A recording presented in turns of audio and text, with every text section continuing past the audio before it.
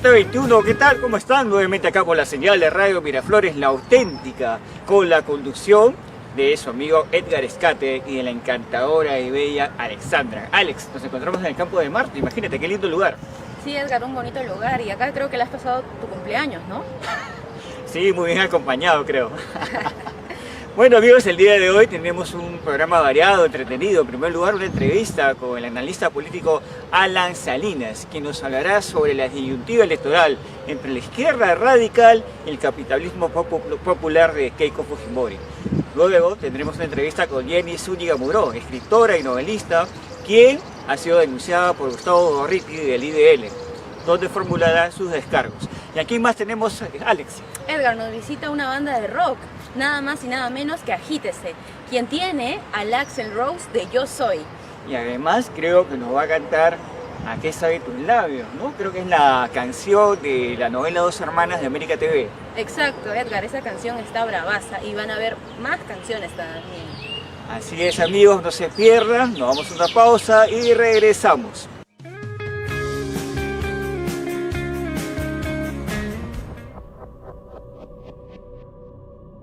El horror. ¿Ha oído hablar del coronel Walter E. Kurtz? Acabe con su mandato. Acabe con el coronel. Acabe con él sin ningún prejuicio.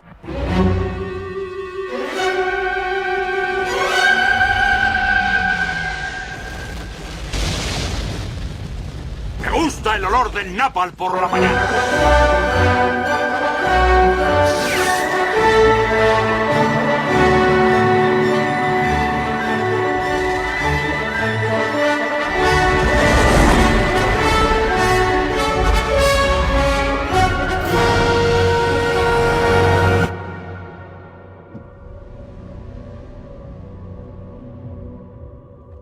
Evidentemente se ha vuelto loco.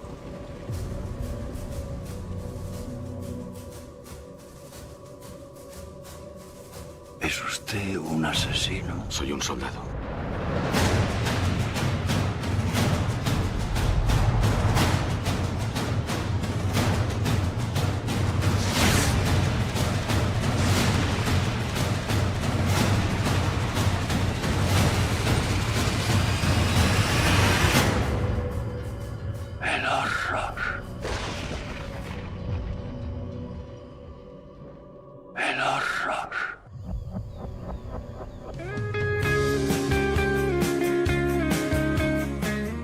Acabamos de apreciar las imágenes de una de las mejores películas de todos los tiempos, Apocalypse Now. Alex, cuéntanos un poco más del largometraje. Edgar, esta película es un clásico y además se estrenó en 1979. Este film nos cuenta cómo fue la guerra bélica en Estados Unidos. Y además tiene como protagonistas a Marlon Brando y también a Martin Sheen. Fue dirigida y producida por Francis Ford Coppola. Así es amigos, te cuento Alex de que el guión se basa en la novela El corazón de las tinieblas de Joseph Conrad. Y en el año 2000 el Congreso de los Estados Unidos lo consideró como una de las películas culturales, significativas, y por eso está considerado en el Registro Nacional de Films. Además en el año 2014, te cuento, fue considerada como entre las 100 mejores películas de la historia del cine, en el puesto número 17. Y hay algo curioso Alex. La hija del director, Ford Coppola, Sofía Coppola, actúa con Marlon Brando. ¿Sabes en qué película? ¿En cuál? El Padrino 1, 2 y 3, donde ella interpreta a Mary Corleone, ¿sí? La nieta de Marlon Brando, en este caso Vito Corleone, y la hija de Michael Corleone, interpretada por Al Pacino. Y te cuento de que ella es protagonista de unas escenas memorables del cine. La muerte de Mary Corleone en la puerta del teatro, en una escena donde termina la ópera. Obviamente fue una escena memorable donde Al Pacino nos muestra sus grandes dotes actorales. ¿Qué más sale? No te puedes olvidar que también esta película ganó 2 premios, a Mejor Fotografía y además a Mejor Audio. El Oscar. Claro, ganó 2 premios, imagínate. Y yo te cuento que ganó el premio de Cannes como la mejor película. Genial, Edgar, no se pueden perder esta película. Edgar, no te podemos también olvidarnos de agradecer a nuestros auspiciadores, a Tortas Milagros, quienes son especialistas en postres y tortas. Pueden llamarlos al 989-111-928. Muy bien amigos, dicho esto, nos vamos a una pausa y regresamos.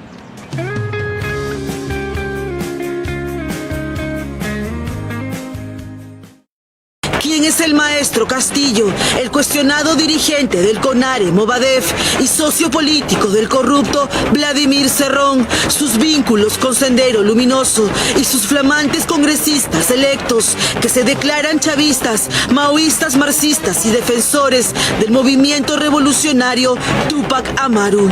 El profesor de primaria Pedro Castillo es el aspirante a presidente de la República que promete liberar a Antaurumala, el acusado de asesinar a 4 policías en el Andahuaylazo. El caso de Antaurumala, bajo las facultades presidenciales, daríamos el indulto por exceso de carcelería. La clase media acomodada limeña seguramente dejará de ser clase media acomodada. Vamos a desactivar en el acto el Tribunal Constitucional y el tribunal siguiente tiene que convertirse en el verdadero tribuno del pueblo. En Venezuela, por ejemplo, hay un gobierno que para nosotros es democrático porque en este momento, por ejemplo, tiene un congreso de la oposición. La unidad latinoamericana que han forjado los presidentes que le han dado dignidad a este continente, incluyendo al presidente Chávez, al presidente Maduro en la actualidad y otros líderes. ¿Vladimir Cerrón es un corrupto? Es un corrupto, por supuesto. La sentencia lo dice. Fue elegido el año 2018. La sentencia lo inhabilita como funcionario público. Él es Guillermo Bermejo Rojas, el amigo de Verónica Mendoza y de su esposo Jorge Millones, quien fue procesado por terrorismo. Bermejo fue acusado por la Fiscalía de reunirse con integrantes de Sendero Luminoso en campamentos del Brain, incluso de tener relación con los sanguinarios hermanos Quispe Palomino. En el 2015, la Fiscalía pidió prisión preventiva en su contra, pero Bermejo huyó hacia Venezuela, donde fue asilado por el mismo Nicolás Maduro. Hoy, este dirigente chavista es el flamante congresista electo del profesor Pedro Castillo. Inicialmente son muy esperanzadores, ¿no? Porque ante la lógica demencial de Sendero y ante la lógica demencial también de las Fuerzas Armadas y Policiales y del Estado, el MRTA era visto más como una guerrilla romántica, ¿no? Que inicialmente comienza a robarse los camiones de leche.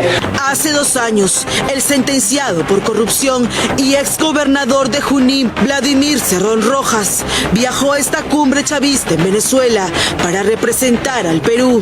Aquí, el presidente del partido Perú Libre rindió halagos y homenajes a Maduro, su máximo líder político, gobernador de Junín en el 2011, por favorecer a un consorcio en obras de saneamiento en La Oroya. Aún así, el profesor Castillo le miente al país y sostiene que Cerrón no es corrupto y que la sentencia ha sido apelada. Esto es completamente falso. Es más, su candidatura a la segunda vicepresidencia quedó improcedente porque está inhabilitado para ejercer un cargo público. Por cierto, el candidato Castillo ha prometido luchar contra la corrupción. No es sentenciado por corrupción. Delito contra la administración. Es sentenciado por la corrupción. Nosotros lo tenemos claro, él tiene un acto de apelación. Sus vínculos con la corrupción, con Odebrecht, con Martín Belaún del Ocio, han sido parte de la sentencia que ha tenido por 4 años y 8 meses y porque ha estado preso por corrupción Vladimir Cerrón. ¿Vladimir Cerrón es un corrupto? Es un corrupto, por supuesto, la sentencia lo dice, pero además por sus propios actos dentro de gobernador regional. ¿Usted ha dicho que Maduro le pagó el viaje? ¿Es así? El gobierno venezolano ha invitado a varios gobernadores y a varios alcaldes. Hemos ido a un encuentro de autoridades de gobiernos locales y hemos ido a hacer un intercambio de experiencias, ¿no? Valdemar José Cerrón Rojas es el flamante congresista electo por Junín y hermano del sentenciado Vladimir Cerrón. Fue su reemplazo político, pues su hermano capitalizó los votos de sus seguidores. La Fiscalía de Huancayo lo investiga por lavado de activos y la Procuraduría Anticorrupción por el delito de peculado. Si queremos ser Venezuela, votemos por Pedro Castillo. Yo no quiero un Venezuela para el Perú, yo quiero un un desarrollo distinto. Aquí quien ejercería realmente el poder sería Vladimir Cerrón. El profesor de primaria Pedro Castillo cobró notoriedad durante la huelga de maestros del año 2017. La protesta duró 3 meses y fue cuestionado por coordinar y tener como aliados a dirigentes del Comité Ejecutivo Nacional del Movadef, el renovado Sendero Luminoso, su organismo de fachada. Sendero Luminoso está dividido más o menos en 4 facciones, ¿no? Lo que es el Movadef ahora, quienes plantean todo lo que Guzmán propuso una vez detenido, ¿no? ¿Quiénes lo conforman? Expresos políticos de Sendero. Bueno amigos, continuando con el programa Gaceta 21, como todos sabemos, tuvimos unos resultados sorprendentes en las elecciones generales de este 11 de abril. Para hablarnos sobre el tema hemos invitado al analista político y catedrático universitario Alan Salinas. Alan, ¿qué tal? Un placer tenerte en el programa. Tu saludo con nuestros amigos de Radio Miraflores, La Auténtica. Muchas gracias, Edgar, por la invitación. Para mí siempre es un gusto estar en el programa, no es la primera vez, y así que encantado de hablar de algo que me apasiona, que es la política. Alan, nadie se esperaba un respaldo importante para Pedro Castillo, quien es un representante de uno de los sectores más radicales de la izquierda. ¿Cómo poder explicar este apoyo a un representante que quiere instaurar el socialismo del siglo XXI en el país? Bueno, lo que yo he visto es que en un escenario de fragmentación como que actualmente estamos viviendo, donde hay 24 partidos políticos, la capacidad para generar militancias y votantes es bastante complicado. Sobre todo después de lo sucedido con Odebrecht, ¿no? Que ha básicamente dinamitado la legitimidad y confianza de la oferta política establecida. Bajo esas circunstancias es que se entiende la figura y la aparición de Pedro Castillo, ¿no? Pedro Castillo pues representa 2 cosas a la vez que el electorado que ha votado por él se ha expresado, ¿no? Él es la figura del rondero, él representa parte de la figura del rondero del profesor de un colegio de primaria y estatal, proveniente del magisterio, y a la vez, a través de estas 2 corrientes, que son los ronderos y el SUTEP, hay una organización detrás, que es Patria Roja, ¿no? Patria Roja a través de sus diversas expresiones también, ¿no? Eso es lo que podemos nosotros entender de la figura de Pedro Castillo y cómo así es que él tuvo bastante aceptación electoral en Cajamarca, en San Martín, que eran los bastiones de Gregorio Santos y que es actualmente esa organización la que actualmente también apoya a Pedro Castillo. Entendamos también que él es chotano, ¿no? Y por el otro lado tenemos a los votos que él ha tenido en Puno, o mejor dicho, en la parte sur del país y en la parte central, que es el apoyo que él recibe de Vladimir Cerrón. Vladimir Cerrón es actualmente presidente regional de Junín, pero a través de su organización, del gobierno regional de Junín, él expresa también una capacidad de poder movilizar gente, ¿no? Por eso tenemos también el alto voto que tuvo en Pasco, el alto voto que tuvo en Cabelica y el alto voto que tuvo en Huánuco, aparte de Junín, ¿no? Sin embargo, Alan, las grandes encuestadoras como Ipsos, Datum, CPI y los medios de comunicación, el Grupo del Comercio, La República, el Trome, Perú y Túnez, Correo, en ningún momento consideraron o tomaron en cuenta a Castillo, y más bien lo consideran como herederos del Sendero Luminoso y del MRTA, quienes sus únicos objetivos es llegar, al igual que ellos, por la vía electoral. ¿Qué piensas?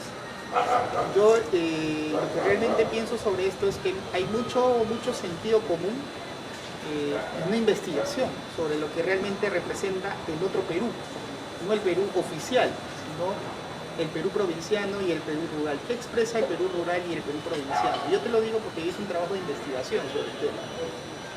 Pedro Castillo es la expresión de múltiples circunstancias, ¿no? Y múltiples organizaciones.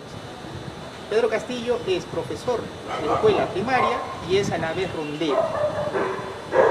Y como usted sabrá, en el SUTEP, que representan básicamente a los profesores de escuelas estatales, hay diversas vertientes de Sendero Luminoso, pero son residuales, no es la constante, no es la mayoría. Eso es lo que yo podría decir, ¿no? Ahora, ¿por qué el fenómeno Pedro Castillo, ¿no? Porque, por un lado, los cajamarquinos han salido de su zona. su zona de influencia. Es así que podemos entender que él ha tenido votos importantes en San Martín, porque primero hay muchos pasmarquinos y segundo hay rondas campesinas también en San Martín.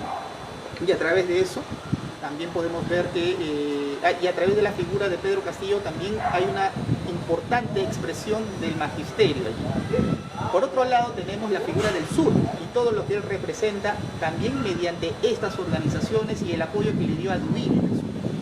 Y en el centro del país el apoyo fundamental fue de Vladimir Cerrón. Vladimir Cerrón, con su presidencia regional que tiene actualmente, tiene tiempo de organización y tiene dinero para poder movilizar a toda su gente. Es así que se puede entender que ha ganado en Junín, ha ganado en Huancavelica, ha ganado en Pasco y ha ganado en Huánuco sin ningún problema. Ni qué decir de Apurímac, que ha sido una de las regiones donde ha tenido alto índice de votación, ¿no? Alan, la otra sorpresa, ¿cómo entender el segundo lugar de Keiko Fujimori, quien a pesar de los cuestionamientos al gobierno de su padre y de las graves denuncias que tiene por parte del equipo Lavallato, que le han solicitado 30 años de prisión efectiva, sin embargo ha logrado superar esta valla y va a enfrentar a Pedro Castillo? Hay otra cosa fundamental de Keiko Fujimori. Hay un estudio que se ha hecho sobre identidades políticas, y una de las identidades que no sobrepasa o que se mantiene constante en el tiempo, esto quiere decir post-crisis también de Odebrecht, es el fujimorismo, que no pasa del 9%. Entre el 8 y el 9% es el voto duro que tiene el fujimorismo. El fujimorismo con Marta Chávez y el fujimorismo con Keiko Fujimori, ¿no? Entonces, ¿qué es lo que hizo Keiko? Keiko hizo toda una jugada silenciosa de campaña. Si uno comienza a ver también las encuestas, con sus errores, con errores y aciertos, no salía de ese 8 a 9% hasta 7. Desde ahí no, esa era la constante, ¿no? Viendo también el margen de error que tienen las encuestadoras, ¿no? Claro, había la posibilidad de que no iba a pasar la segunda vuelta, yo pensaba eso. Exacto, después de ese voto duro, lo que trató de hacer Keiko Fujimori es llegar hacia el fujimoristón, hacia aquel que no se hace problema de votar por Keiko, pero no es fujimorista. Claro. Así como habían con los apristas, los apristones, Claro, que no eran apristas pero sí votaban por el APRA, lo mismo ha sucedido con Keiko Fujimori. ¿Por qué? Porque ha ido haciendo campaña a través de las redes sociales y a través también de las pantallas que te dan los canales, bajo la figura de su padre. Rescató la figura de su padre y a través de la figura de su padre fue que capturó el voto de esos fujimoristones. ¿Tú consideras que el error de López Aliaga fue enfrentarse a dos periodistas mujeres, Mónica Delta y Oxford, que de alguna manera traspasaron los votos en favor de Fujimori? Fue eso y fue una de las cosas fundamentales, pues uno de los errores fundamentales, de López Aliaga fue eso, ¿no? Fue ser muy duro con las mujeres en un ambiente un poco caldeado con el tema, un poco sensible con el tema de la mujer, el tema de la violencia sexual, el tema de la violencia doméstica hacia las mujeres, genera bastante sensibilidad en la gente, ¿no? Y yo creo que eso ha sido uno de los errores. Y en un contexto en el cual hay alta fragmentación y hay un electorado volátil, un electorado que no se hace ningún tipo de problema votar por una opción o de izquierda o una opción de derecha, ¿no? En esa situación que yo le he denominado el elector postmoderno es en la que nos encontramos, sobre todo en estos tiempos post vendaval de la corrupción que ha generado Odebrecht, ¿no? Alan, los grandes derrotados son el Club de los Lagartos y toda la izquierda limeña caviar, quienes en todo momento apoyaron al vizcarrismo, la disolución del Congreso y todas las tropelías de Vizcarra en el gobierno. Exacto, sí. La expresión del Club de los Lagartos, como lo ha llamado un candidato, se expresa a través de ciertos ejes. El primero son las encuestadoras que no dieron a conocer el fenómeno Pedro Castillo, ni el fenómeno el año pasado del FREPAP. Todas las encuestadoras sacaban una serie de candidatos preferenciales o de listas preferenciales al Congreso y no sacaron hasta en ningún momento al FREPAP. Es más, también decían que Alianza para el Progreso no pasaba la valla electoral. En este caso, presidencial del año 2021 en la primera vuelta no vieron la figura de Pedro Castillo, ¿no? Y ese es un gran error, y ese es un gran golpe hacia las encuestadoras, ¿no? Porque allí vamos a ver que algo está fallando. Por otro lado, uno de los grandes perdedores también son los medios de comunicación. Los medios de comunicaciones tradicionales que impulsaron este tipo de encuestas y a la vez impulsaron un tipo de forma de hacer política, porque los medios de comunicación también hacen política. O sea, perdieron las encuestadoras, perdieron los medios de comunicación y perdieron también ciertos analistas políticos que están vinculados a esta red, ¿no? Así es. Porque todo es una red y dentro de esta red podemos apreciar que estos analistas políticos también han fallado porque son analistas políticos de escritorio, porque no salen a recorrer el país e investigar el país más allá de sus cuatro paredes en el fondo pan. Alan, entonces nos encontramos en una disyuntiva ideológica. Por un lado, aquellos que afirman que el Estado debe nacionalizar las empresas de intervención estatal, ¿no? Y por el otro lado, las libertades económicas, sociales, el libre comercio, la economía social del mercado. ¿Cómo avisoras esta situación para esta segunda vuelta? ¿Cuál sería la intención de voto de la población peruana ante esta contraposición de ideas? La política no solamente es racional, de medios y fines, vale decir que no solamente apostamos por si algún candidato va por el libre mercado o va por el estatismo, sino hay otras cosas adicionales como son las cuestiones valutativas. Es por eso que podemos entender que hay ciertos candidatos como Rafael López Aliaga que diría que podría conversar con Pedro Castillo porque él es pro vida, porque él es pro familia. Entonces, hay una cuestión fundamental que hasta el momento no se ha investigado en el Perú, que son las arenas políticas. La arena política conservadora, pro-religiosa, es la que está tomando protagonismo en estos momentos. Ahora, quien tome esa bandera de ambos candidatos, porque tanto Pedro Castillo como Keiko Fujimori son pro-familia, son pro-vida, ¿no? Y medios conservadores en ese sentido, va a ser los que van a generar las adhesiones electorales. Es complicado, pero a la vez hay que entender que no todo se relaciona y se vincula a cuestiones económicas, ¿no? ¿Tú consideras que en el Perú el mayor problema de la gobernabilidad ha sido la corrupción? Totalmente. ¿Cuál tanto no distingue si eres de derecha o de izquierda, o eres marxista o eres social cristiano? La corrupción está inoculada en la vena de los políticos peruanos y de eso depende el fracaso de estos gobiernos que de alguna manera han menospreciado, han ninguneado al mundo rural, al mundo andino del Perú. Sí, yo creo que sí, uno de los grandes males del Perú es la corrupción que se expresa en todos sus niveles, no solamente a nivel político, sino también a nivel social. Y esta situación en la que nosotros nos encontramos es un mal que hace funcionar al país, ¿no? Y en términos realistas hay que ver que la corrupción ha hecho que funcione el país, desde arriba hasta abajo. Me recuerdo, yo vi una serie hace poco de Netflix, se llama El Mecanismo, para el caso brasileño, en la que la corrupción aceitaba no solamente el aspecto económico del país y político, sino también a nivel social, ¿no? Entonces lo que yo veo es eso. Ahora, ¿cómo podemos contrarrestar esta situación?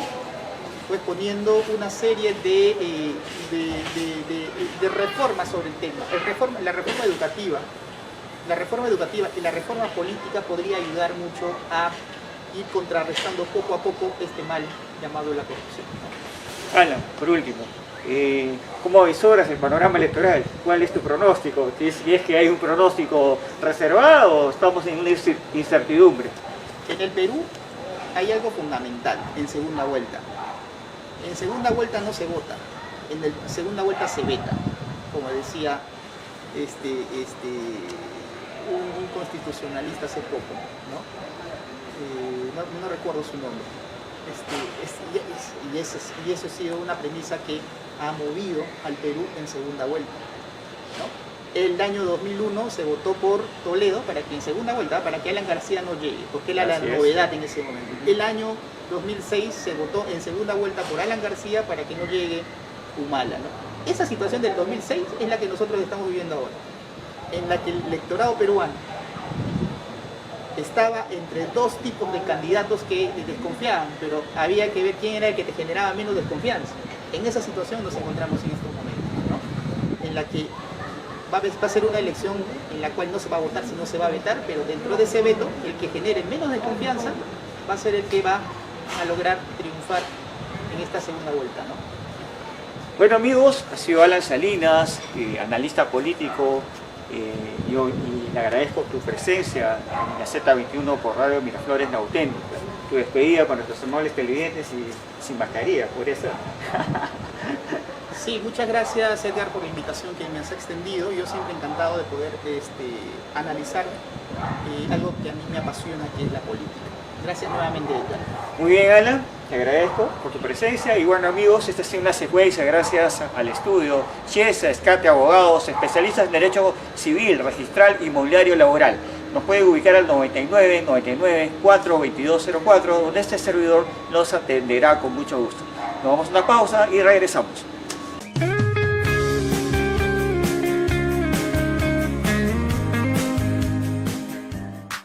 En un mensaje a la población, en especial a los jóvenes bicentenarios, Gustavo Gorriti, director de IDL, pidió que así como ese glorioso noviembre pasado, así lo llama él, el pueblo luchó por la democracia.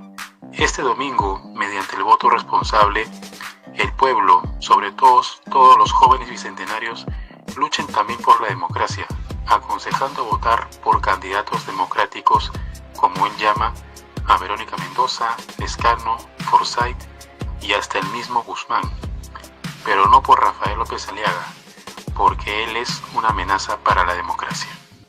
Caminamos hoy mirando un abismo más profundo que los anteriores, y este nos mira con maligna intensidad. Este es, hay que decirlo claramente, un momento de serio peligro para nuestra democracia. Junto con la candidata Keiko Fujimori, que representa lo que fue la dictadura fujimorista, con una serie de acusaciones penales sólidamente probadas, hay un candidato, Rafael López Aliaga, que por primera vez, desde los tiempos de las más bien ramplonas camisas negras de Luisa Flores, representa un fascismo agresivo y malévolo, que de llegar a triunfar haría que el año del bicentenario se transformara en el año del fin de la democracia en el Perú. Y créanme que reconquistarla exigiría un precio muy alto en trauma y sacrificio. Lo peor es que se trata de candidaturas apoyadas por porcentajes menores de gente, pero que en la circunstancia actual de candidaturas balcanizadas y grises como regla, podría permitir que una minoría antidemocrática pueda tentar asumir el poder. Por eso considero que es mi deber como ciudadano llamar a mis compatriotas, a la inmensa mayoría que defiende los valores de democracia y libertad en nuestra república, a movilizarse otra vez para impedir que perezca la democracia en nuestra nación. Siempre fue importante y decisivo hacerlo, pero nunca como ahora, incluso más que en los días gloriosos de noviembre pasado. Pero si en noviembre del 2020, como en 2016, como en 2011, como en el 2000, las calles resonaron con las marchas de cientos de miles de personas que definieron el curso de las cosas, ahora la movilización debe ser individual, a cada centro de votación, para que los candidatos demócratas logren la suficiente fuerza para pasar juntos a la segunda vuelta. Voten de acuerdo con sus convicciones por el candidato demócrata que apoyen, pero no dejen de votar, no dejen de buscar que todos aquellos que se movilizaron con ustedes concurran a votar también. Voten sin miedos ni complejos por la candidata izquierda, si tal es su simpatía. La absurda campaña que le equipara con Maduro u Ortega es una grosera distorsión. ¿Por qué no le equiparan con Mujica o Bachelet? Uno puede estar de acuerdo o no con ella, pero su vocación democrática y la de sus colaboradores cruciales es del todo evidente. Voten por candidatos de centro, si prefieren, entre los cuales está, sin duda, el de Acción Popular. Si un sector de su partido perpetró la usurpación de noviembre pasado, él se opuso clara e inequívocamente a ello, sin reservas. De acuerdo o no con él, con su candidatura, es demócrata en la vena y tradición de Belaúnde y Paniagua. Y lo mismo digo de los candidatos hoy con menor votación en las encuestas, como Bengolea o Guzmán, o de quien tiene un equipo inequívocamente democrático como Forsyth. Si hay una movilización masiva de votantes decididos a defender la democracia de sus enemigos, la posible dispersión del voto no impedirá que la segunda vuelta sea disputada como debe entre fuerzas democráticas. Si en jornadas anteriores las calles y los espíritus resonaron con la fuerza masiva de la ciudadanía movilizada, el domingo esa fuerza masiva debe ser mayor. Bueno amigos, continuando con el programa Gaceta 21, el día de hoy tenemos una invitada especial, ella es la periodista y novelista Jenny Zúñiga Muró, autora del libro Yo conocí al monstruo por dentro, donde nos habla sobre los entretelones de la campaña del candidato Alejandro Toledo y de la intervención del periodista Gustavo Gorriti de IDL, quien la ha denunciado por un supuesto delito de difamación y nos ha pedido hacer sus descargos. ¿Cómo estás, Jenny? Un gusto tenerte en el programa de Gaceta 21. Tu saludo para los amigos de Gaceta 21. Muchísimas gracias. Ante todo, reconozco con mucho valor que me des la oportunidad de poder hacer mi descargo. Y justamente se me ha querellado por este libro. Yo conocí al monstruo por dentro. Es una historia que yo escribí en el 2006, ¿no? En pleno gobierno de Alejandro Toledo. Y esta historia es la historia de una campaña política, que es la de Alejandro Toledo, que curiosamente hoy el tiempo la vuelve a traer con el candidato Pedro Castillo, ¿no? Casi es símil, se podría decir. Y en esta historia yo encuentro una intromisión de ONGs en la campaña política, ¿no? Y el tiempo me ha dado la razón, porque a mí me llamó mucho la atención de que las ONG se metieran a una campaña política de un candidato para la presidencia en nuestro país. Entonces empecé a investigar el tema de las ONGs, ¿no? Y por qué su interés de entrar a acercarse, estar muy cerca e ingresar a Palacio de Gobierno con el candidato. Entonces cogí la denuncia del congresista Francisco Díaz-Canseco Tábara en el Congreso de la República. Él era presidente de la supervisión de las ONG en el Perú. Entonces él había mencionado estas ONG, que son más o menos un número de 23. Yo las busqué en registros públicos y también busqué los objetivos por los que reúne donaciones internacionales y también del país y también de gobierno a gobierno, ¿no? Entonces estas son las ONG, que son 23. Estos son lo que hacen, por ejemplo, Manuela Ramos, que curiosamente la presidenta es la actual PCM de nuestro país. Violeta Bermúdez. Ajá. Y en el caso de IDL, que está incluido Gustavo Gorriti, ¿cuál es su actuación? ¿Por qué él dice que tú lo has difamado? Bueno, justamente porque él menciona mi libro también, porque dice que yo digo que sus ONG no pagan impuestos. Bueno, eso tendríamos que leer el libro para conocer este trabajo y también ver quiénes lo integran, casi todo que en familia, ¿no?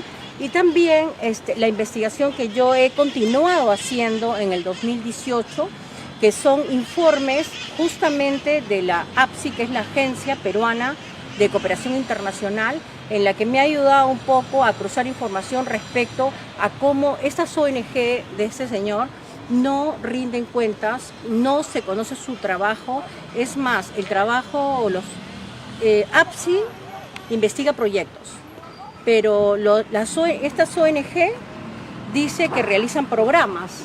Entonces mandan el dinero de forma pitufiada a nivel nacional y esto impide que haya una supervisión, lógicamente, porque APSI no tiene recursos para buscar las personas que dicen que les han pagado el dinero y tampoco presentan boletas de pago a estas personas. O sea, significa que la entidad encargada de la supervisión de estas ONGs no tiene la capacidad para establecer quiénes son los que aportan estos montos de dinero, estas colaboraciones. ¿A eso te refieres? Sí, bueno, ya nosotros lo hemos conseguido por algunas fuentes. Es más, esto ya ha sido publicado en el 2018 y 2019 en el Diario Expreso y en otro medio de comunicación. Ya fue difundido, entonces por eso me llama rotundamente la atención esta querella, pero bueno, yo lo tomo como gajes del oficio, ¿no? Yo he tenido la oportunidad de leer tu libro y ahí nos habla sobre que Gustavo Gorriti interviene avanzada en la campaña de Toledo y es como una especie de gurú y jefe del equipo de campaña de prensa. ¿Cómo así llega Gustavo Gorriti así a intervenir en la campaña? Bueno, nosotros habíamos ganado la primera vuelta y bueno, como todo lo dijo toda la prensa nacional e internacional, Montesinos había conspirado para quitarnos el trofeo de la primera vuelta. Claro. Toledo era presidente, pero después de la boca de urna a las 2 horas, de pronto ya no era presidente Alejandro Toledo, pasamos a una segunda vuelta y en ese momento en el que prácticamente nos habían quitado esta oportunidad, y estábamos un poco desolados, pero sin embargo también tratando de buscar la estrategia para presentarnos en la segunda vuelta, que no hay mucho que hacer porque es poco tiempo, ya las cartas estaban tiradas. Toledo era el presidente de Perú Profundo, de los más pobres del país, ¿no? El hombre que había venido del Perú Profundo y había logrado estudiar en Harvard. Ya todos saben quién era Toledo, quién es Toledo, ¿no? Entonces, el tema es de que de pronto Baruch Sitchar estaba peleando por recuperar su canal, ¿no? Y llega a mis oídos que Baruch Sitchar le va a dar a Toledo 8 millones por la campaña, ¿no? Y que de paso quería recuperar su canal. Y inmediatamente Baruch Sitchar dice que nos va a apoyar con la prensa y Toledo me dice, nos mudamos, vamos a ir al hotel César del señor León Rupp y vamos a tener un escenario, un equipazo de prensa y con el gran guía de periodismo que es Gustavo Gorriti. Ahí apareció. Entonces yo dije, Gustavo Gorriti, le dije, bueno, recordaba que él había escrito un libro de Sendero, no sabía más de él. Entonces dije, bueno, y lo tomé súper bien porque dije, qué bueno, viene alguien a liderar, ¿no? Con mayor conocimiento y lo recibimos muy bien, pero resulta que llegó, y lo cuento en el libro, llegó a buscar espías primero, ¿no? Te acusó como espía, ¿no? También, montesinista. Imagínate, ¿no? Y si lo hubiera tomado en serio, también lo hubiera querellado. Pero yo dije, bueno, pues si es realmente periodista, entre los periodistas no solemos querellar, al menos el gremio lo sabemos, ¿no? Y de pronto comencé a ver la transformación de Toledo, la ambición por el dinero. En algún momento cuando este señor traía a las fuerzas democráticas para presentarlo en el salón circular del César, que tenía un salón circular, yo le dije a Toledo, ¿qué hace usted reuniéndose con los partidos políticos tradicionales? Si es lo que la gente rechaza en el 2000, ¿por qué de nuevo usted los está trayendo? ¿Y por qué vienen estas personas? O sea, ¿por qué ha llegado estos señores que al parecer son extranjeros? ¿Por qué usted tiene un jefe de seguridad israelí? ¿Por qué de pronto no somos los peruanos y el grupete que lo queremos convertir en el presidente de todos los peruanos? Y me dijo, no, Jenny, déjame. Lo que pasa es que ellos me van a hacer presidente. Entonces, inmediatamente, por primera vez conocí la prensa concentrada, que tú le dabas un mensaje y se repetía inmediatamente en todos los medios como una repetidora. O sea, sentía que no había periodistas que analizaban, que escribían, que manifestaban un reportaje, ¿no? Eran mensajes que comenzaron a salir y increíblemente esa ola que antes era verde con Toledo había crecido, estaba estática antes de empezar la segunda vuelta, ¿no? Y en otra parte del libro tú dices que a la llegada de Gustavo Gorriti se acabó la libertad de expresión. Lo que pasa es que fue muy curioso y me impresionó mucho. Justamente yo titulé un capítulo... La libertad de prensa sojuzgada, ¿no? Sí. Esta historia hace poco... Está la foto de Gorriti, o sea, amigos, les recomiendo la lectura de este libro porque es impresionante, los entretelones de esta campaña y lo que Jenny cuenta ahí. Lo que pasa es que, te soy sincera, yo ya venía de una campaña política con el doctor Carlos Torres y Torres Lara. Entonces yo vi un respeto a la prensa, a los hombres y mujeres de prensa. Y cuando yo estuve en la campaña, pues efectivamente nosotros invitábamos a todos los periodistas, la puerta estaba abierta para todos. nadie era discriminado. Sin embargo, de pronto cuando hacíamos la conferencia de prensa con Gorriti, él decía, no entra RPP, no entra Frecuencia Latina porque es el canal de la mafia y los que han trabajado ahí son mafiosos. Y dije, ¿qué es esto? O sea, tú eres mafioso. Imagina, no, algún día me dijo que porque yo había trabajado en el Congreso con el presidente del Congreso, yo podría tener que ser investigada, ¿no? Entonces, en realidad, eso nunca lo había visto en mi país. Yo ya tengo 30 y tantos años como periodista. La prensa sabe que yo he trabajado en las campañas de Torres Lara y de Alejandro Toledo, y eso nunca vi. A pesar que Toledo era un defensor de la libertad de prensa, porque yo lo he visto cómo defendía. Tú declaras ahí un incidente contra el periodista Gómez, ¿no? De RPP, que lo mandaron, Llovera creo, o los de seguridad, lo golpearon, lo tumbaron al piso, ¿cierto? ¿Eso Sí, es verdad? Es verdad, yo lo vi. Me recuerdo claramente que habían prohibido que ingresara RPP y también el periodista Horna, ¿no? Les habían prohibido porque decían que eran los periodistas de la mafia. Entonces, yo como periodista no podía darle la espalda a mis amigos con los que nos hemos ensuciado las botas trabajando como reporteros y nos conocemos. Entonces yo abrí la puerta y dejé entrar al periodista de programas y también al periodista Horna. Y cuando ya iba a empezar la conferencia, ellos pues tenían unas preguntas incómodas, que es parte de la libertad de prensa y parte de la democracia. O sea, aquí en una campaña política y nunca se le puede quitar la libertad de expresión a una persona, ¿no? Y menos en democracia. Entonces, ellos hicieron preguntas incómodas y ya Toledo sabía manejarlo porque era un campeón para eso, pero Gorriti se molestó mucho y mandó a Llovera y a Coqui Toledo y a alguno más, no sé si era Iván García, a buscar a los periodistas y sacarlos. Entonces los periodistas no quisieron salir y hubo una pelea o bronca, como le llaman, y acabó el periodista en el piso. Entonces yo lo recogí, me molesté horrible. Toledo me preguntó qué ha pasado y yo le comenté lo que te acabo de decir. Entonces, y llama a radioprogramas y el periodista que era la víctima me dice, te quieren preguntar. Entonces yo contesto, ¿qué pasó, Jenny, en vivo? Entonces yo digo, bueno, sí, ha habido un malentendido. Lo que pasa es que parece que no los dejaron pasar. Ellos hicieron sus preguntas que me parecen normal y han sido maltratados justamente por eso. Que Jenny no puede ser esto, al periodista lo han botado al piso y efectivamente eso sucedió. Por eso es que yo titulé quise contarlo, porque los periodistas escribimos cuando algo nos impresiona mucho.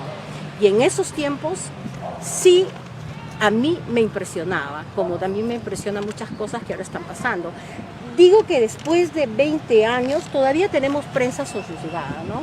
Claro, le decimos la prensa concentrada, pero yo pienso que estas cosas no se deben repetir y justamente te lo estaba comentando al venir, que ahora el escenario político se presentan dos candidatos, Keiko y este señor, el profesor, y que al parecer ya, bueno, lo han inflado como un monstruo, como le pasó a Toledo. Nosotros tuvimos que buscar prensa extranjera para que el rebote de la noticia extranjera entre a Perú y demostrara pues quién era Alejandro Toledo o de dónde venía, mostrando lo mejor de él. Entonces yo en esta vez, después de 20 años, yo pensaría que es una obligación para todos los peruanos exigir que ambos candidatos tengan libertad de expresión. Tenemos que conocerlos, ambos son lo que son por su cosmovisión. Ellos tienen una historia y cada uno tiene una historia, ¿no? Por ejemplo, el profesor Castillo tiene su propia historia, hasta lo han vinculado con Sendero, pero creo que algo tiene que decir. También Keiko Fujimori hasta la han metido presa, ¿no? Se ha hablado mucho de una injusticia de fiscales, pero igual tiene libertad de expresión y eso es lo que los peruanos tenemos que pedir primero viviendo en democracia, ¿no? Esta historia no se puede repetir. Estas personas del andamiaje, como les dijo Toledo, ya no pueden estar detrás de los candidatos políticos. Creo que el tema se va a dar. Jenny, pero estos últimos resultados ha sido la derrota de aquellos grupos en los cuales está Gorriti, ¿no? La izquierda caviar. Obviamente estos grupos que han apoyado tanto al gobierno de Ollanta, de Vizcarra, de Sagasti y de PPK. Y obviamente los grupos de Soros, que de alguna manera financian a Gorriti, han tenido un desastre total. ¿Te parece eso así? Y quizás salió Gorriti últimamente pidiendo no votar por López Aliaga, increíble. Sí, vi un video y en realidad él dice que es director de IDL, efectivamente, Pero lo que me pareció increíble es que es una locura decir un discurso y sentir que lo que tú tienes, lo que tú dices o lo que tú quieres por intereses comerciales, para proteger a Odebrecht o para proteger a Soros, tenga que ser una orden para los peruanos. Los peruanos de ahora somos racionales. No se olviden de esa palabra. Los peruanos de ahora, el cholo, que siempre los publicistas o los marqueteros reconocen a los peruanos como cholo, este cholo se tiene que enterar que ahora estos cholos somos racionales, ¿no? Entonces por eso, por inercia, por historia y por karma tenía que suceder, ¿no? En la historia se vuelve a repetir los hechos y lo que tenemos que hacer es recordarlos.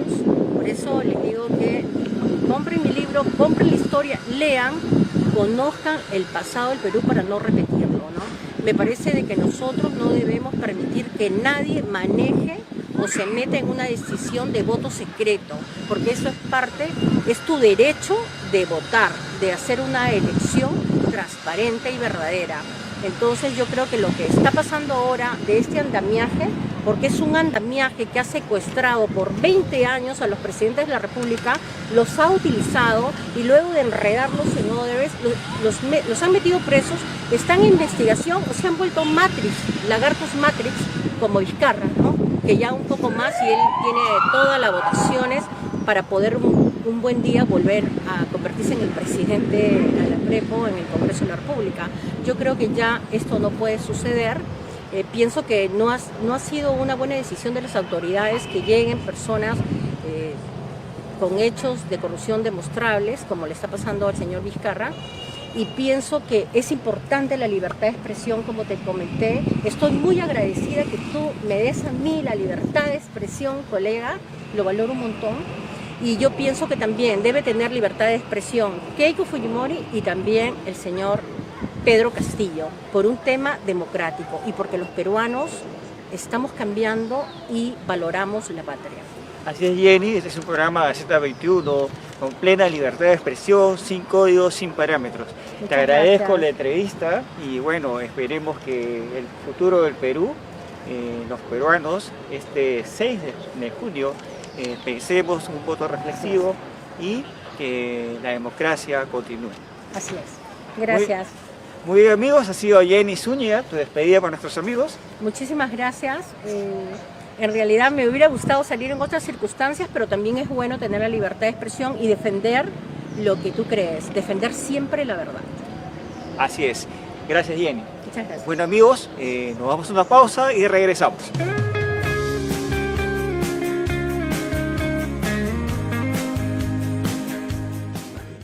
¿A qué saben tus labios? Me pregunto en la noche. Me basta con mirarte. Por ti no dejo de pensar. Si tú eres mi universo, a tu lado todo es perfecto. Te acercas y ya no puedo más. Me rindo y tengo que confesar.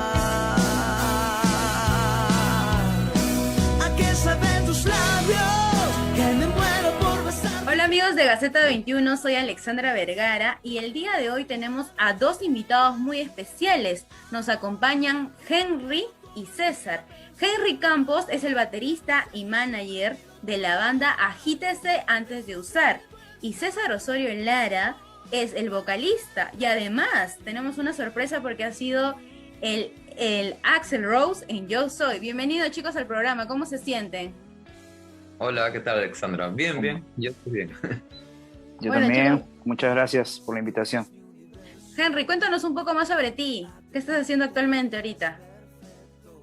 Bueno, hemos estado tratando de mantenernos haciendo presentaciones vía streaming y bueno, acomodándonos dentro de lo posible. Normalmente lo hemos hecho mi hermano y yo con secuencias. En pocas ocasiones hemos podido hacerlo con la banda completa, el año pasado realmente. Y este año estuvimos, desde que hemos vuelto a iniciar las transmisiones, con una invitada que es Melanie Kraft, Y bueno, yo sigo trabajando en música, ¿no? En todo lo que pueda ser relacionado a la música. Henry, cuéntanos un poco más sobre el inicio de la banda y por qué el nombre, que es Agítese antes de usar. ¿Cómo le surgió esa idea? Bueno, Agítese no tiene un significado realmente. Nació de aquella formación saliendo del colegio, probando diferentes nombres hasta que el bajista de aquella primera formación, Miguel del Águila, nos dice: muchachos, ¿por qué no vamos como Agítese antes de usar? Como te digo, no tiene un significado, pero lo recuerdas con facilidad. ¿Ya cuántos años van ya? ¿En qué año se inició? Bueno, la primera vez que fue como Agítese fue en 1990. Sí. ¿Y con qué canción iniciaron? ¿Se acuerdan? No, olvídate, en esa época eran netamente covers, éramos una banda que tocaba de puro vacilón, y puedo ser muy sincero en que en esa parte inicial había muchas ganas, mucha energía, pero tocábamos malísimo. Pero bueno, cuando tomo la batuta con nuevos integrantes, tuvimos buenas experiencias, ganamos algunos concursos, esas cosas que se daban en el trayecto, ¿no? Uh-huh. César, cuéntanos un poco más sobre tus ídolos en la música. ¿A quién admiras? Una banda a la que yo admiro por muchos motivos se llama Anatema. No es una banda nada comercial, casi nadie la conoce, y te puedo decir que, por ejemplo, ¿no? La música que hace Susana Vaca acá en Perú, que no la hace para Perú, realmente la hace para Europa. Yo siempre he sido radical en decir que no admiro a nadie, porque sinceramente he aprendido de cada género, de cada músico. Cada persona tiene algo que enseñarte, que darte. Siempre como baterista siempre me decían: ¿a qué baterista tú miras? Y te soy muy sincero, de todos los bateristas que he observado, he aprendido algo. César, ¿cómo les afectó la pandemia y qué extrañas de la vida sin COVID? Bueno, a nosotros, supongo que obviamente porque nosotros tenemos la costumbre de vivir de la música, de trabajar en la música. Yo tengo una costumbre que es difícil de quitar, porque está muy relacionada a la fin emocional de cada persona, ¿no? Es decir, yo no me dediqué a la contabilidad porque no me llaman en lo más mínimo y no me hace sentir bien en lo más mínimo estar con números y en una libretita y en la computadora trabajando en eso, ¿no? César, tocando el tema de la voz, ¿qué tal tu experiencia en Yo Soy? ¿Por qué a Axl Rose y no a otra artista? Es que yo de chibolo siempre he sido fan de Axl Rose. O sea, yo escuché Guns N' Roses cuando mi hermano trajo Guns N' Roses a La Jato, y lo trajo en cassette, creo. Me gustó, pues me llamó la atención, ¿no? Lo rabioso que tiene Guns N' Roses.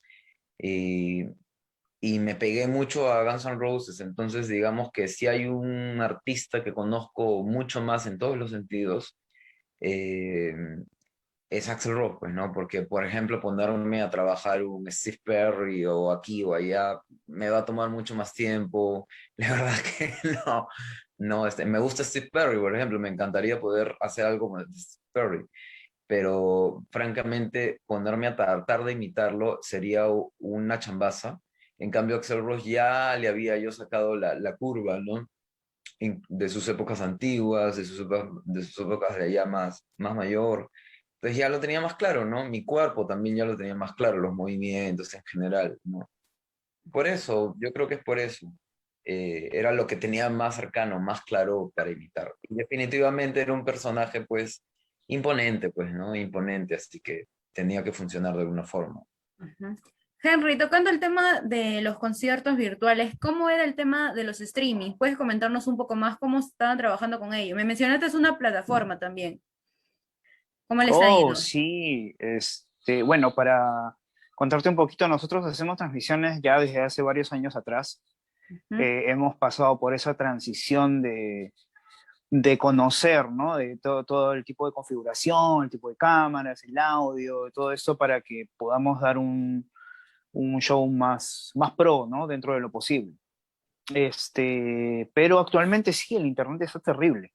O sea, tenemos nosotros los equipos necesarios, pero aún así a veces se entrecorta la señal justamente por problemas de internet, porque hemos estado probando una y otra cosa y al final ha pasado ese mismo detalle, porque hemos tenido que desconectarnos, nos volvemos a conectar y se arregla la cosa, ¿no? Es medio extraño, pero cosas que pasan con lo del streaming. Henry, ¿qué proyectos se vienen con Agítese? ¿En qué está trabajando ahorita?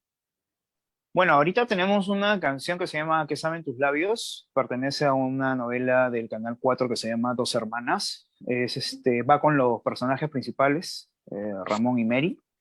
Y sí. bueno, sí. Bueno, el video lyric está en nuestro canal de YouTube, Agítese Rock. Y vamos ahorita a subir versiones porque Agítese habíamos decidido, mi hermano y yo, mantenerlo como banda de covers y las canciones propias que ya habíamos trabajado los últimos años en un nuevo proyecto. Pero al darse esta grabación del tema ¿Qué saben tus labios? Que realmente la historia es que la grabamos justo antes de la cuarentena del año pasado. La novela estaba al aire, pero lamentablemente por la pandemia también cancelaron. Entonces, al retomar la novela a inicios de marzo de este año, hemos retomado todo en conjunto también y estamos grabando algunas canciones inéditas en paralelo a las versiones que tenemos como Laura, como Always, como Tu cariño se me va. Y todo ya lo vamos a subir en conjunto a las plataformas digitales para poder ir dándole un poquito más al público, ¿no? Perfecto, Henry. Para reiterar, César, repítenos, ¿cómo están ustedes cada uno en sus redes sociales para que sus fans lo sigan? Ya, que mi red social es cesar.resiste en Instagram. TikTok no uso. Y bueno, el Facebook es mi nombre completo, César Osorio Lara, como página.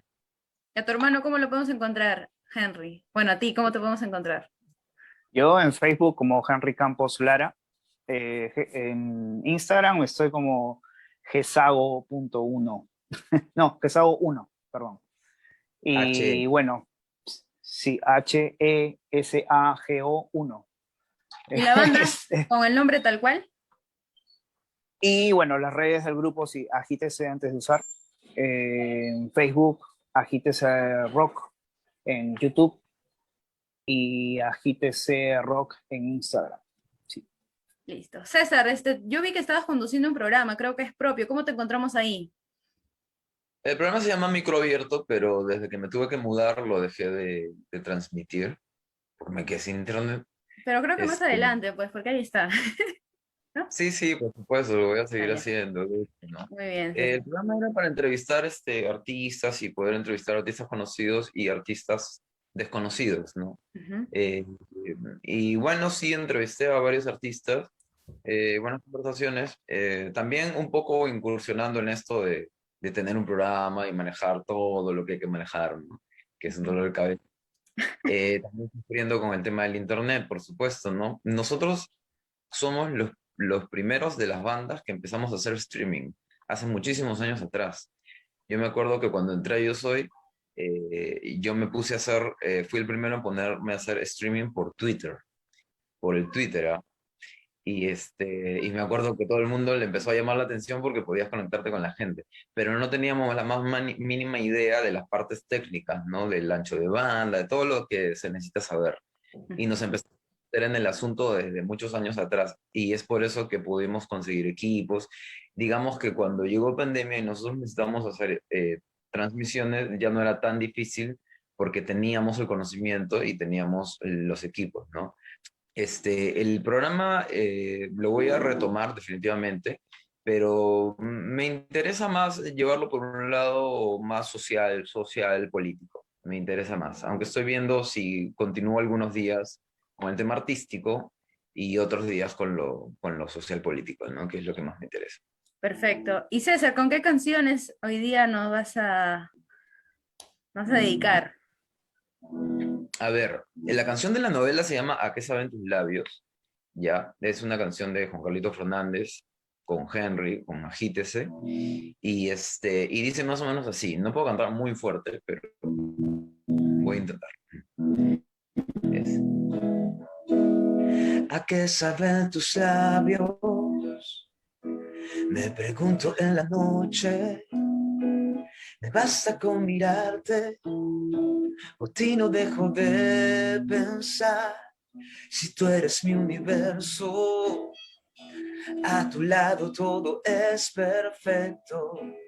Te acercas y ya no puedo más. Me rindo y tengo que confesar.